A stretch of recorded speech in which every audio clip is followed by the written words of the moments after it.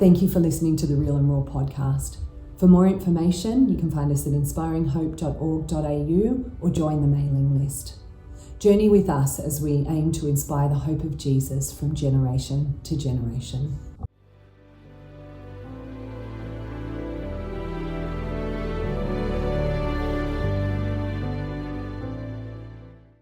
Welcome back. Thank you. Welcome back to the couch. It's good to be back. We've had our light snack. A light snack. That's an inside joke for all our Inspire people. It was just a little comment on a run sheet at last night's meeting about a light snack. And someone went with it and then it just got out of control. You know how those things happen. So now everyone is texting each other their photos of a light snack today. Yep. So I think ours is going to win because if you win, you get gifted a light snack. Well, I'm excited now. To be confirmed what the light snack is. That's but, true. You know. Well, we had a wonderful conversation last episode about why Jesus. Yes. Why Jesus through your journey with Jesus. And at the end of that conversation, you were touching just on mental health. That was something that you had experienced with your journey, and it's something that you're very passionate. Now, time will have lapsed in technology land, so maybe you can just do a little intro like from the last episode again, just start with that. Yeah. It's a little bit warmer this episode. It is a little bit. It is. I've said this But last time. It was freezing. Yeah. Like Sydney. Yeah, it's unusual to have a day this cold. Would you say? Oh, well, we were just in the other room having our light snack, and it was freezing in that room. So this is actually quite nice and toasty in I'm here like, now. oh, I'm feeling all nice and toasty and warm. Okay, we've got our tea, peppermint tea. Yep. Mental health. Yes. So I mentioned that in my journey back into, gaining ground back into my life, and my journey back with Jesus is that I did some therapy. Well, I've done a lot of therapy actually, and that it's been an amazing, amazing journey just to chat with someone who is an incredible Christian himself. My therapist Josh from the swamps of Louisiana, and he's going to be watching this. So hey, Josh. Does he have a cool accent? Yeah, I actually haven't. Can you do his accent? Well, he probably has a really southern accent, but because I've actually done a lot of my therapy over chat, because I want to keep his transcripts of stuff that he says, because the stuff that he says is so brilliant that I wouldn't be able to remember half of the stuff. Shout out to you, Josh. Yeah, so I've got every single thing in file of everything that he said, but he would have a really, really amazing southern accent. But I am going to, when I go back to him, we're going to do some video chats. But because some people, let's not forget our thought. If he's watching, he's like, "Come on, girls, stick to the point." Yeah. But like Australia, Yes. in America, so my bestie Lisa, she has a very, I don't know, very, just what you think of as an American accent. But then I remember when I did a summer camp, one of the counsellors there, he had this real southern drawl. Yeah. And I was like, pardon, excuse me? And then they were saying it back to me, because I'm talking. Yeah. And you actually in particular have quite a distinct Aussie accent because you use a lot of slang. I don't know what you're talking about, mate. So, so Josh is in good company then if he's got a good solid accent. He has made lots of comments just to the way that I've typed stuff, that he's really appreciated it. I thought you were going to say he's like, what? What are you talking about? Yeah, he loves the way that we say Chrissy. Oh, It was yeah. around Christmas time when we chat. He's like, "Oh, I just love Chrissy. It's just really nice and warm." I'm like, "It's very warm at Christmas time here." We But, have to, we abbreviate everything. everything. So Chrissy, or there's A or S. So McDonald's is Macca's, sunglasses is Sunny's. Like Stephen is Steve-O. You know, Gemma is Gem. Like everything is shortened, Yeah. abbreviated, and like a Y, a or an O, right? Yes. Yeah. Yep. That's how it rolls here. Yeah. Yeah. We got ya. Yeah. Just, you know, Yeah, that's right. Here's We a Y, A, we or know. O. We've got ya. That's exactly We know what's right. going on. Yeah, so my time with Josh has been amazing. He has helped me to just kind of detangle and understand things, because you know, people that are in the profession of psychology, counselling, you know, they can help you figure out things and just give advice and point you in directions to understand things about yourself that you wouldn't be able to do yourself. So I touched on that at the end of the episode, not in that detail, but that I was doing therapy, and that I don't think that mental health is a taboo subject, or it should be a taboo subject. But You know what's interesting with therapists, counsellors, psychologists, psychiatrists, they're all people too, right? Yeah. You know, they're people who have, I'm assuming they've got into that because they have a passion to help other people. Oh, yeah. So this whole, maybe you can talk about the stigma, you know, this whole stigma around mental health is just so unnecessary. It is. I think that there's been a lot of people that have been hurt. And it's not just in church settings. I think people are hurt in general when people just think, oh my God, there's something wrong with you because you have to go and talk to someone. And it's like there's nothing that's like any more wrong than that anyone else would be going through. It's just that it's going on with your mind, and it's going on with your brain, or however it needs to be interpreted. And one thing I said in our last conversation was like, you wouldn't approach someone that's just fallen down a flight of stairs and broken their leg, that you don't want to take them to the hospital because it's a bit awkward for you, a bit of a taboo subject. You don't really want it. It makes you feel uncomfortable. You would get them the help that they need. And so I think if there's anybody, if it's you or someone in your world that you can see needs to, you know, have a chat to someone, we should do our best to get people the help that they need. Yeah.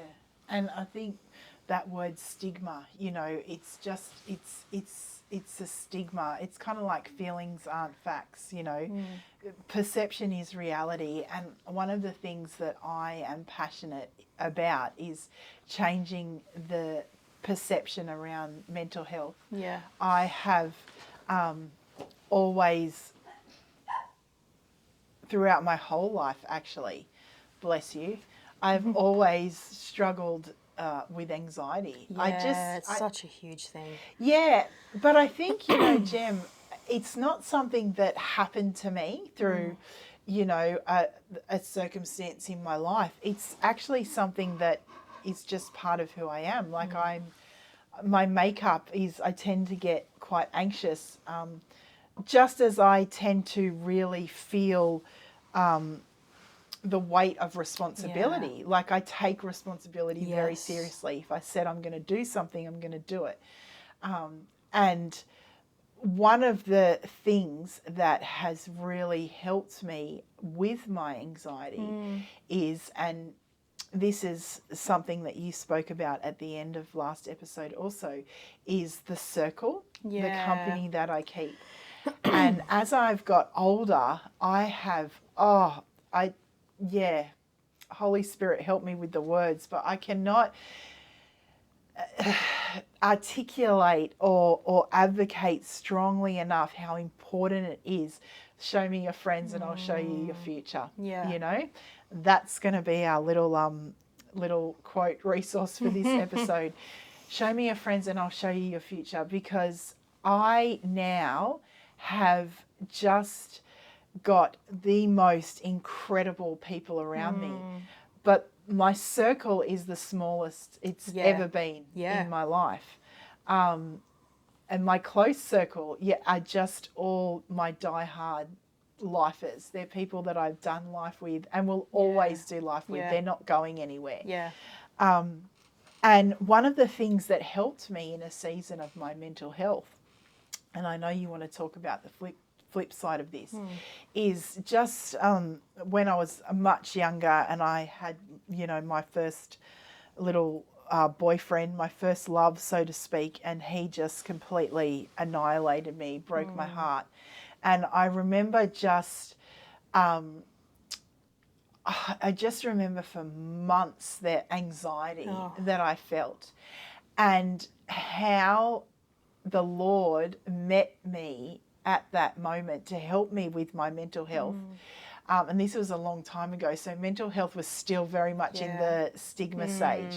And I was a leader, so I had to get up, show up. Nothing is wrong, nothing is going on, everything's okay. We keep running all the things. Like I was still going to the church where we attended together. Yes. And now I just want to sort of dong myself on the head and say, why did you do that to yourself? But, I was young and people would pray for me, Gem, and people would text me. And I cannot explain how much that meant to me and how much, like, God uses people, right? He does. And how those people carried me through that season. And now for one of the most powerful things that has ever been said to me, Ruth Dickinson from Reesby Congregational Church. She's an old lady now. But I just remember one night I was standing at the back of the church and I said, Mrs. Dickinson, I can't do this. I can't do this. Like my heart is just so broken. Everything hurts. I'm a complete mess. I was the girls' brigade captain at the time.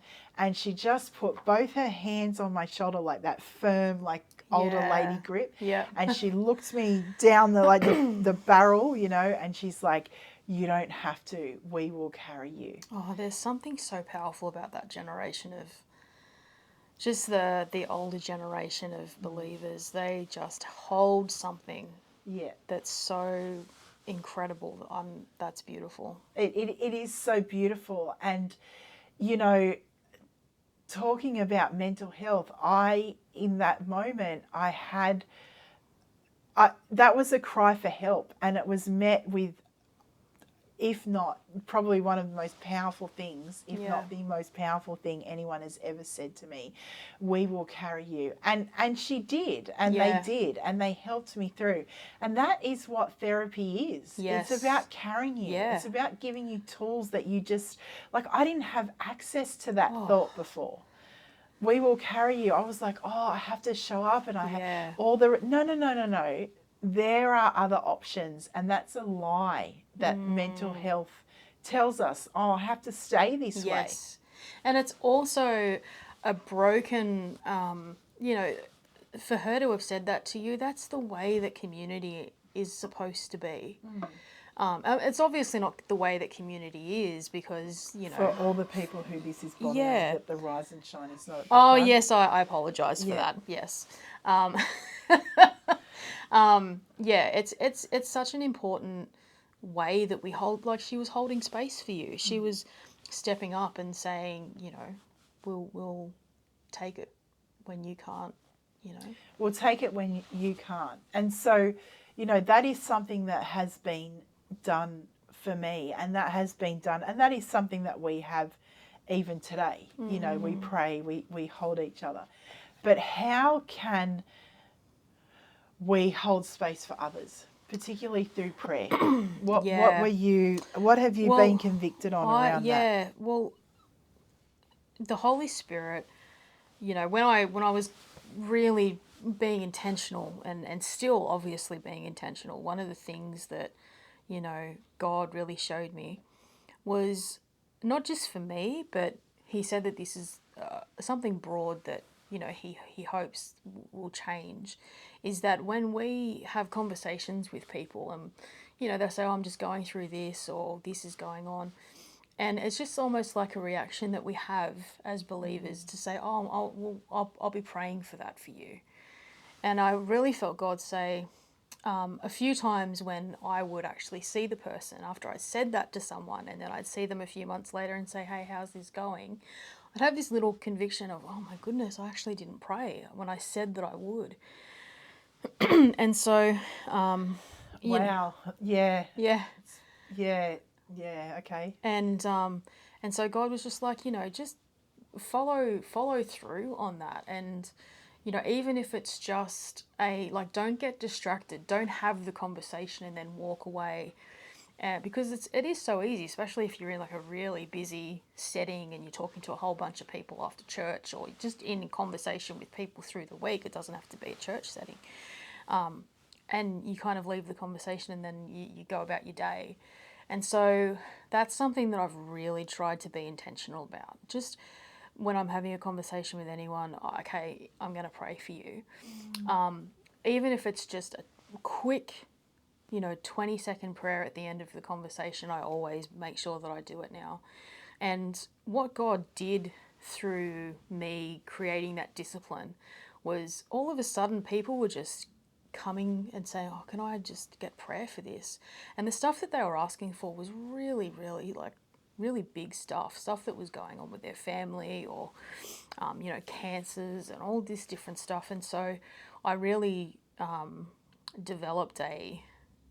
really tried to develop that discipline to pray, and and there's been so many miracles that cancer's shrunk, people being brought out of psychosis, babies seeing healing, all this type of stuff. And God, I don't think that would have happened unless God actually pointed out that little grey area that needed to be, that I needed to be better in when it came to covering people and being there for people, And that's so beautiful and so powerful. And I think when it comes to mental health, when it comes to community, and that is what I've experienced in my life. There's the people that speak Jesus, and then there's the people who are being Jesus. Yeah. And it's just a small thing. And I have a little rule in my life. So when it comes to the praying, I always text someone after I've prayed for them. And I might say, oh, I'm praying for you this morning or thinking of you this morning. But I've already prayed for them because I don't want to give that lip service, you know. I want to be real. And as you're saying, some of these things, they're literally life or death for people. Yeah. I was so deeply convicted that, when you speak that to someone, when you speak over someone's situation and you give them that promise that you'll pray, you're also saying it to God. I'm actually going to carry this person's burden into the throne room and present it to you and petition for this person.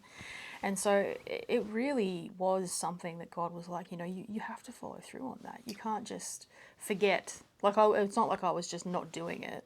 I was just forgetting to do it.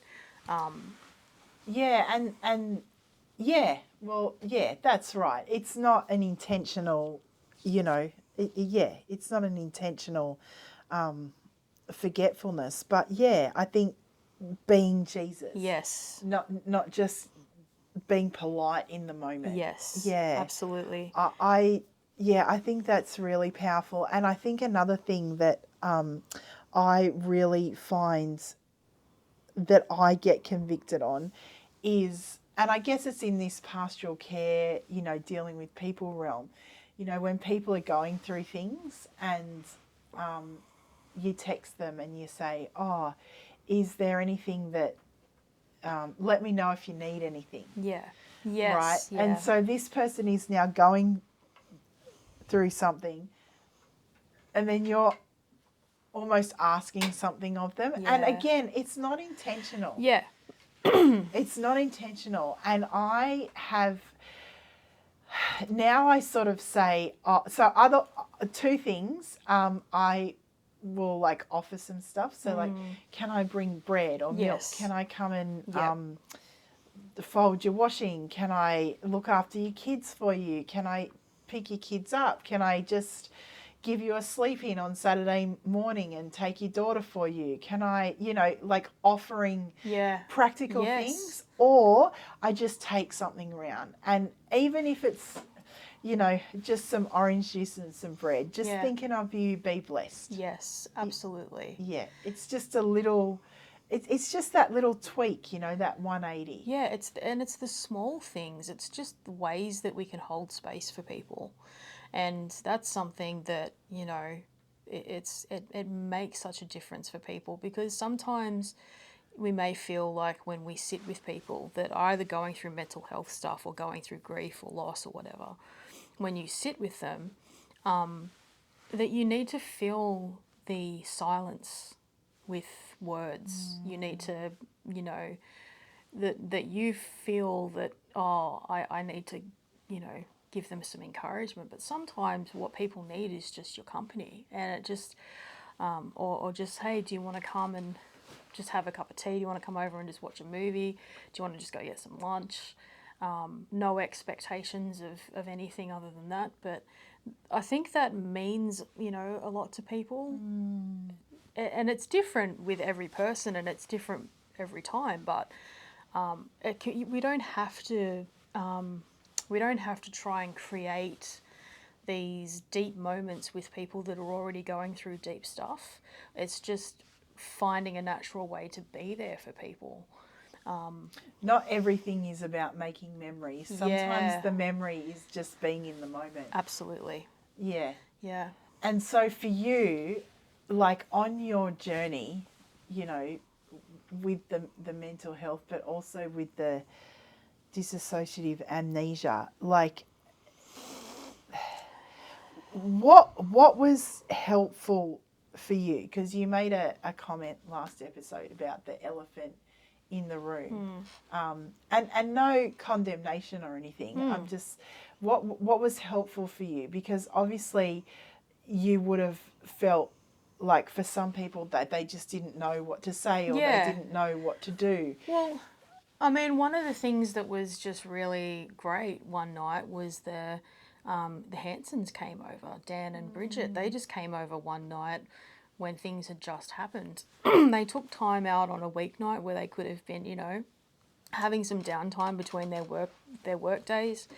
But they just said, hey, we just want to come over and just see you. And we just want to come and spend some time with you. And they bought some food, and we just sat and we just watched TV, and we just talked. And one thing that just made me feel so at ease was that they just spoke to me like nothing had happened, and it wasn't weird for them. And there was, like, we were just cracking jokes, and they were just, asking how I was, and I was asking how they were, and that really just that meant a lot. It really meant a lot. It made me feel very seen and well loved in the moment. Such beautiful people. Yeah, I really miss them. But, And I guess what they did in essence was they just engaged in the moment. Yeah.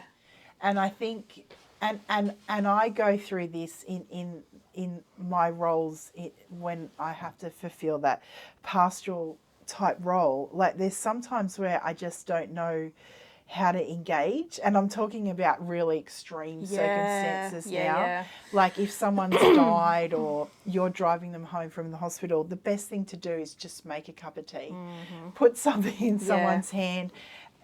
No one's going to drink it, as you said before. Often you lose your appetite when you're hungry, but just put something in someone's hand and just engage in the awkwardness. Yeah. And silence is totally acceptable. Yes, absolutely. Yeah. You don't have to try and, fill the silence with things, because sometimes there is such a thing called toxic positivity where, say, someone's just had a marriage breakdown and there's someone there to give them advice, and their advice is, oh, don't worry, like there's plenty more fish in the sea. Or, you know, Not it's just helpful. no, like people that are going through an absolute devastating circumstance just need people that are just going to be there for them. And so, yeah, that was really helpful for me when they came over and did that. Yeah, Yeah. that's really beautiful.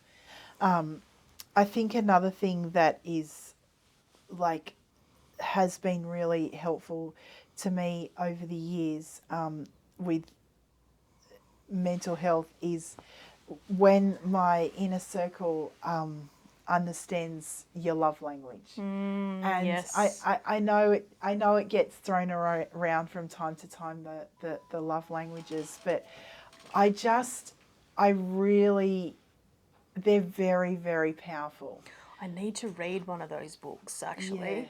Yeah. Yeah. The five love languages. And for those of you who are, well, for anyone, you know, for a mum, you know, for a wife, for an auntie, for a sister, for a teacher, for a pastor, getting to know people's love language is a really great way to help them with their mental health.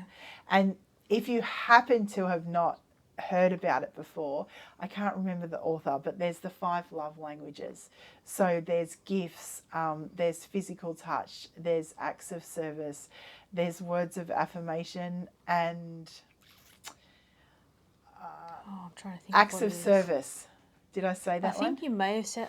Yeah, I'm trying to think of what the other one is. Yeah, well, there's 5. Yeah. And basically, the whole onus of it is that you can really reach someone through loving them the way they receive love. So for me, it's gifts. And so all my friends know, like when it's my birthday, bring me a gift. That's how I'm going to receive, you know, love. This was a gift from my friend. This was a gift actually too. So yeah, and that's just how I receive love. And when someone thinks of me or just says, oh, I just saw this and I thought of you, I just feel so incredibly loved, and it just lifts my spirit, you know? Yeah. What's your love language? I reckon mine would be quality time and words of affirmation. Yeah. Yeah, I definitely, those two things, when it's with the right people, it's just, it charges me up for sure. Yeah. Yeah. I've become quite the introvert over these last few years. I don't know whether I was ever really like a full extrovert or whether I was just kind of like pushing myself to do things, but I'm a total introvert now. So like when you have the right people in your life, like what you're saying with the small circle, Yeah. like quality time, one-on-one, So is true. really, really, really good. With the small circle, how do you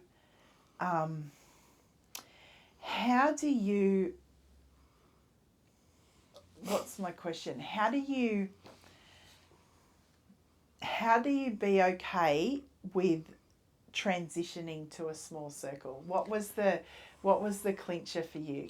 It was about safety, but it was also about like the thing that I noticed was life changes for people all the time. Excellent. And yes.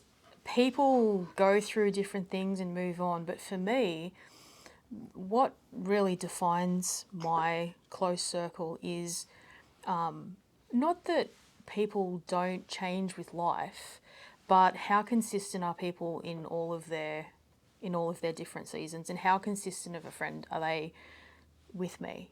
Like, how is our relationship through all the different consistencies of life? And God really highlighted the people that, you know, are definitely my inner circle now, and, you know, my day ones and my life, you know, my lifers. And he naturally just kind of removed people that weren't meant to be that. But I think, it's coming back to your question, it's just, I think it comes down to knowing, like, the more you get to know yourself, the more you intentionally get to know yourself and your needs, that will then also make your circle small. So for me, I was a massive people pleaser. So I just had like friends kind of everywhere. And then I would get sad when those friendships would change and move and all that type of stuff. But now I'm like, okay, well, I want to make sure that I'm a high quality to the people that are in my inner circle, but I don't have to be a people pleaser to anyone that's outside of that, because that's really, that kind of stretches you beyond what you are really capable of, and that's when anxiety and burnout and everything happens. So I think prayer also, like, God, please just highlight the people that, you know, and I was really, really blessed when I saw my 40th. There was a whole, I had a 40th party a few years ago, and the people that turned up to that party, I hadn't seen some of those people in like 15, 20 years, and they were there. Wow. And then, you know, there were people that I'd known like a lot less than that, and they were there. But it just really, it was such a huge blessing to me to know that people were going to go out of their way to be a part of my 40th, and they hadn't seen me in that long. Yeah. And it was a real kind of confirmation of God being like, you know, you have been a quality friend, and you have these quality friendships that will always be there. And I haven't always gotten things right, but I was definitely blessed by that, for sure. I hope that answered the question. I feel like I went off and I did. No, it was really good. And I think a couple of things that you said there is, you know, just to recap and, you know, bring things to a close. I think that life changes. And that's something that I've had to learn. I mean, I got married very later in life. Yeah. And like, a lot of my friends were married. A lot of them had, you know, like teenagers. Yeah. You know, a lot of my friends now that I went to school with, their kids are finishing school. Yeah. Oh, and my gosh. My little girl is, you know, just starting school, literally. Oh, mate, I sang at so many weddings. And now all of their kids are like 21 and 20 whatever. I'm like, where did the time go? Yeah. It goes quickly. And I think